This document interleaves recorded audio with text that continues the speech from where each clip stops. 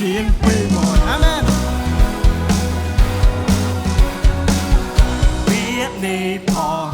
ចេញពីចិនមិនមែនជាវាប្រដិនខ្ញុំសម្រួលថ្វាយក្រមខ្ញុំសូមស្មោះស្ម័គ្រនៅព្រះអង្គហាឡេលូយ៉ាស្ដេចមានដាជាអើយខ្ញុំមានបំឡងតែមួយគឺចង់នៅក្បែរទ្រង់តែមួយ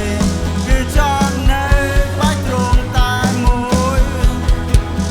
ព្រះយេស៊ូវឲ្យទៅជាព្រះសង្ឃគ្រូខ្ញុំសូមថ្វាយការសរសើរដល់ព្រះអង្គអង្ការរហូតទៅទ្រង់ជាថាខ្ញុំស្នេហ៍ទ្រង់ជ្រាបថាចិនខ្ញុំចង់ស្គាល់ទ្រង់កាន់តែច្បាស់ស្គាល់ទ្រង់ច្បាស់ជាងពីមុនហើយពាក្យនេះផងចេញពីចិនមិនមែនជាពាក្យប្រដិនខ្ញុំសូមរួចថ្វាយទ្រង់ខ្ញុំសូមស្មោះស្ម័គ្រនឹងព្រះអង្គស្ដេចមានដា